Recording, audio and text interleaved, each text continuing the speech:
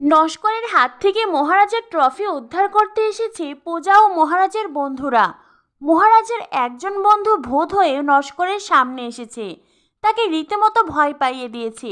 আর এদিকে পূজা ভৌতিক স্বরে কথা বলতে থাকে দরজার আড়াল থেকে। কিন্তু কথা বলতে বলতে হঠাৎ করেই পূজা বলে ফেলে, শুধুক্ষণ নস্কর। আর তখনই নস্করের মনে খটকা লাগে। নস্কর তখন মনে মনে ভাবতে থাকে, আমাকে তো শুধুক্ষণ নস্কর বলে ডাকে পূজা ডার্লিং, তবে এই ভূতটা কেন বলল?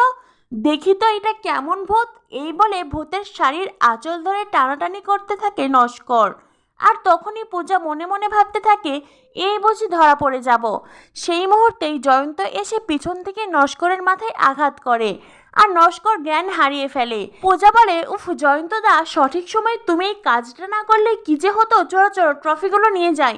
যেই কাজ করতে এসেছি আগে সেই কাজ করি। এই বলেই ট্রফির ব্যাগ নিয়ে ওখান থেকে পালিয়ে যায় পূজা। এদিকে পূর্ণিমা তো পূজা না ফেরায় তার জন্য রেগেমেগে অপেক্ষা করছে। পূজা বাড়ি ফিরতেই পূর্ণিমা বলে, তুমি এত রাতে বাড়িতে ফিরলে কেন? নিশ্চয়ই ফুলের ডালা সামলাতে গিয়েছিলে, তাই তো? আমি তোমাকে বারণ করেছিলাম, বলেছিলাম এই বাড়িতে থাকতে গেলে তুমি ওই ফুলের দোকানে যেতে পারবে না। তবে কেন গিয়েছিলে?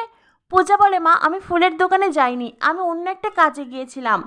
পূর্ণিমা বলে, কি কাজে গিয়েছিলে সেটাই তো জানতে চাই। বাড়ির বউ এত রাতে বাড়িতে ফিরছো মানে? তুমি এখনই আমার কাছে পা ধরে ক্ষমা চাইবে। মহারাজের বাবা বলেন, পূর্ণিমা এটা তুমি কি করছো? অতিরিক্ত বাড়াবাড়ি করো না। মিলি বলে, মামনি তুমি কেন এমন করছো? আমিও তো অনেক সময় রাত 9:30তেই বাড়ি ফিরি। সোমনাথ তখন মিলিকে বলে, তুই একদম চুপ কর। পূর্ণিমাও মিলিকে থামিয়ে দেয়। আর এরপরে পূর্ণিমা পূজাকে বলে, তুমি আমার পা ধরে ক্ষমা চাইবে না, তাই তো? তবে তোমাকে এই বাড়িতেও থাকতে দেব না। এই বলে পূর্ণিমা পূজাকে বাড়ি থেকে বের করে দেয়।